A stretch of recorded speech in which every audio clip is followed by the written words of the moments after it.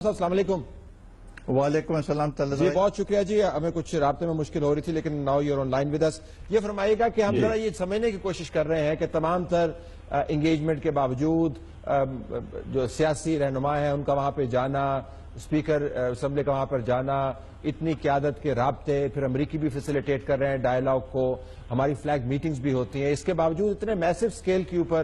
یہ جھڑپ ہوئی، تو ہم ذرا آپ کا تجزیہ بھی لینا چاہیں گے کہ آپ کے خیال میں وجوہات کیا بنی؟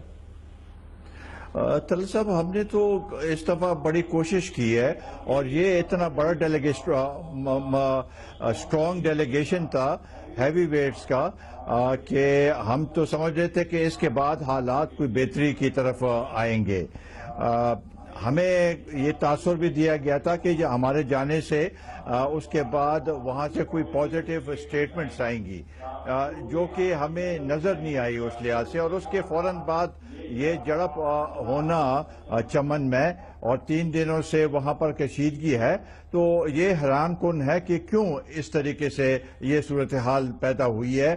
ہم تو یہ سمجھ رہے تھے کہ یہ اس میں بہتری آئے گی، کیونکہ ہم تو چاہتے تھے کہ جو تعطل آیا تھا ہمارے اور افغانستان کے درمیان، ہم نے ایک برج کے طور پہ کام کیا اور یہ کوشش کی کہ دونوں ممالک دوبارہ اپنے ٹاکس ریزیوم کریں اور آپس میں ڈائیلاگ کریں۔ اسماعیل صاحب، اگر میں اس موقع پر آپ کو بھی اس میں بلانا چاہوں اور گفتگو کو آگے چلاتے ہوئے، اب پاکستان کی طرف سے اسٹینڈ لے لیا گیا ہے، سدرن کمانڈ کو جو ہیڈ کرتے ہیں وہ ایک اسٹریٹجک ملٹری لیڈر ہیں، وہ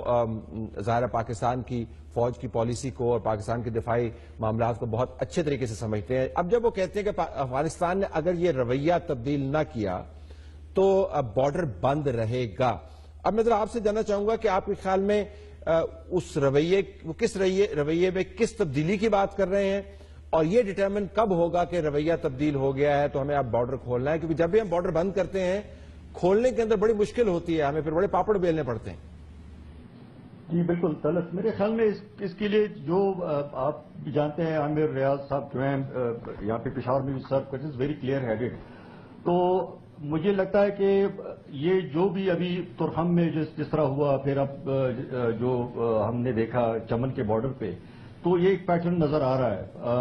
یہ جو ہے اس طرح کہنا کہ جی کوئی لوکل کوئی ٹریگر ہوا ہے، کوئی لوکل کمانڈر نے کوئی کر دیا، اس طرح شاید مجھے تو نہیں لگتا کس طرح ہوا ہوگا۔ یہ پراپر ایک ان کی کلیئرلی ایک پالیسی ہے کہ کس طرح انہوں نے ریسپونڈ کرنا ہے۔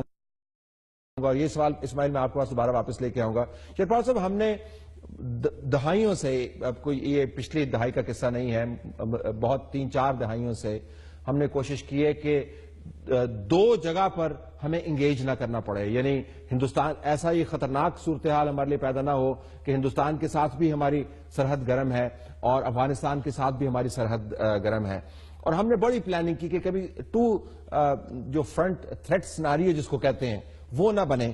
تمام تر پلاننگ کے باوجود this is exactly where we are right now, east کی سرحد بھی گرم ہے اور ویسٹ کی سرحد بھی گرم ہے، تو افغانستان کے جو چیلنجز ہیں وہ تو ہیں، ہمارے اپنے چیلنجز بھی تو ہیں۔ جی بالکل، ہمارے اپنے چیلنجز ہیں، اور اس میں تو پاکستان کو ایک ایسے کردار ادا کرنا چاہیے کہ کم از کم یہ ویسٹرن بارڈرز تو ڈیفیوز ہوں، صرف ویسٹرن بارڈرز نہیں بلکہ ہمارا جو تعلق ہے ان کے ساتھ۔ ہم نے جو وہاں پر باتیں سنی اس دفعہ، اشرف غنی صاحب کہہ رہے تھے کہ جی وہاں سے آرٹلری شیلنگ ہو رہی ہے، بارڈر انسیکیور ہے، یہ بارڈر جو بند کیا گیا تھا اس پہ بات انہوں نے کی، بلکہ ابھی تو وہ کہتے ہیں کہ جی ہم بائی لیٹرلزم پہ بات نہیں کریں گے، بائی لیٹرلزم کے طور پہ بات نہیں کریں گے، بلکہ یہ جو لسٹیں بھی دی ہیں تو انہوں نے کہا کہ یہ تھرڈ پارٹی ویریفیکیشن اس میں ہوگی۔ تو یہ بہت سی چیزیں ابھی پائل اپ ہو گئی ہیں، دن بدن اس میں اضافہ ہوتا جا رہا ہے، اور اس کے لیے ایک لائحہ بنانے کی ضرورت ہے تاکہ ہم سمجھ سکیں کہ کیا کیا چیزیں ہیں جس کے اوپر ہم فوری طور پر اس کے اوپر